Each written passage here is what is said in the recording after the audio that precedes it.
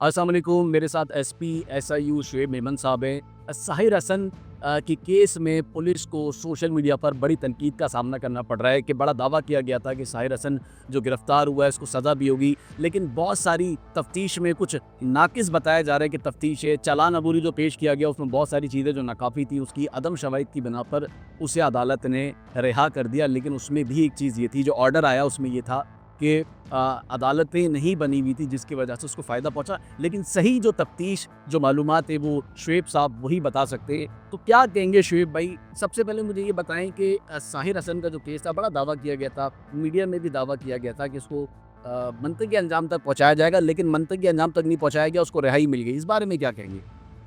देखिए, सबसे पहले तो हमें क्लियर होनी चाहिए कि बेल जो है वो किसी भी तरह से किसी केस का एंड नहीं है, कि केस ख़त्म नहीं हो जाता है और वक्ती तौर पे रिहा हो जाते हैं, लेकिन केस अपनी जगह पर उसकी स्टैंडिंग होती है। दूसरी चीज़, अगर बेल आर्डर को आप पढ़ेंगे तो उसमें कहीं पर भी जो है किसी भी पॉइंट पर इन्वेस्टिगेशन को नहीं लिखा गया है कि कोई फॉल्टी इन्वेस्टिगेशन है या रिकवरी मशकूक है या जो माल मुकदमा मिला है उसमें कोई प्रॉब्लम है, कोई ऐसी चीज़ उसमें नहीं मेंशन्ड है। उसमें ये उन्होंने लिखा है जज साहिबान ने कि क्योंकि प्रोसिक्यूटर जनरल साहब ने उनको बताया कि अदालतें सेक्शन 30 के तहत कायम नहीं की गई हैं, जो कानून है नया उसके हिसाब से कायम नहीं की गई हैं और इसमें वक्त लगेगा, लिहाजा जो है जब तक अदालतें कायम नहीं होती तब तक जो है वो बेल दी जाती है मुलजिम को। तो ये जो है इसमें आप देखें कि शेख कई भाई, आप ये नहीं समझते कि कि जितने मुल्ज़िमान जो मंशियात की केसेस में बंदे हैं, जो आपने भी अभी एक नेटवर्क पकड़ा है, तो ये तमाम जितने भी मुल्ज़िमान गिरफ्तार हुए हैं, इस केस की बुनियाद पर उन्हें फ़ायदा नहीं पहुँचेगा, आप नहीं समझते? देखें, एक प्रेसिडेंट हो सकता है कि शायद बन गया होता, लेकिन अभी कैबिनेट की लास्ट वीक मीटिंग हुई है, उन्होंने इसमें कोर्ट्स की तश्कील का पूरा प्रोसीजर मुकम्मल कर लिया है और इंशाल्लाह विदिन 1 और 2 डेज़ जो है कोर्ट्स फंक्शनिंग अपनी शुरू भी कर देंगी। तो मैं नहीं समझता कि इसमें अब कोई फ़र्दर बेनिफिट किसी को मिलेगा, क्योंकि ड्रग्स एक ऐसी चीज़ है जिसके लिए पूरी सोसाइटी एज़ अ होल जो है वो उसके खिलाफ़ खड़ी है और उसके खिलाफ़ मज़ामत कर रही है और मुझे नहीं लगता कि इसमें कोई भी नाजायज़ फ़ायदा लेगा। शुएब भाई, आप समझते हैं कि इस केस में साहिर को फ़ायदा पहुँचा है अदालत ना होने की बिना पर? देखिए, फ़ायदा उसको ये वक़्ती एक चीज़ है कि वो जेल से निकल के आ गया है, लेकिन वो अभी भी हमारी सर्विलेंस में है। हमारी भी सर्विलेंस में है, लोकल पुलिस की भी सर्विलेंस में है और उससे आगे की बात ये है कि सोसाइटी की सर्विलेंस में है। कोई उसके साथ अब नहीं बैठेगा, उनका एक करियर ख़त्म हो गया है। तो आप इसमें देखेंगे कि मुसलसल जो है वो सर्विलेंस में रहेगा और जब ये कोर्ट्स बन जाएँगी उसमें इसको प्रॉपर सज़ा मिलेगी कि हमारे केस में कोई हमने लैक्यूना नहीं छोड़ा है। अच्छा, आपने अदालत का ज़िक्र किया, जो अदालत ने डिसीजन दिया, उसमें अदालत ने लिखा कि मुल्ज़िम को चार्ज फ्रेम नहीं किया गया। इस बारे में आप क्या कहेंगे? नहीं, चार्ज फ्रेम तब होगा जब अदालत बनी हुई होगी। देखिए, चार्ज फ्रेम वाली बात होती है जब पूछा गया, कोर्ट ने पूछा कि जी चार्ज फ्रेम किया गया है? तो बताया गया कि जी अभी तक कोर्ट से की तश्कील नहीं की गई है। ये भी हमारी तरफ से जवाब देता कि हमारा ये मैटर नहीं है, ये मैटर फिर आके होम डिपार्टमेंट गवर्नमेंट का है। तो गवर्नमेंट जवाब दिया गया है कि जी कोर्ट्स का प्रोसीजर है अभी, लेकिन कायम नहीं की गई हैं, तो होम डिपार्टमेंट को डायरेक्शन दी गई कि जल्द अज जल्द ये कायम की जाएँ अदालतें, तब तक मुल्ज़िम को बेल ग्रांट की गई है। अच्छा, मैंने जिस तरह आपसे चालान का सवाल किया था कि चालान में जिन लोगों का साहिर ने नाम लिया, उनकी जायदादें ज़ब्त नहीं की गई, उनके खिलाफ कोई कार्रवाई नहीं की गई, उनको पकड़ा नहीं गया। इस बारे में आप क्या कहेंगे? देखिए, हमारा हमेशा क्रिमिनल एक प्रोसीजर चलता है। उसमें सबसे पहले होता है कि अगर किसी मुल्ज़िम का नाम आता है, सबसे पहले उसको समन्स सर्व किए जाते हैं कि आप पेश होके अपनी सफाई दें।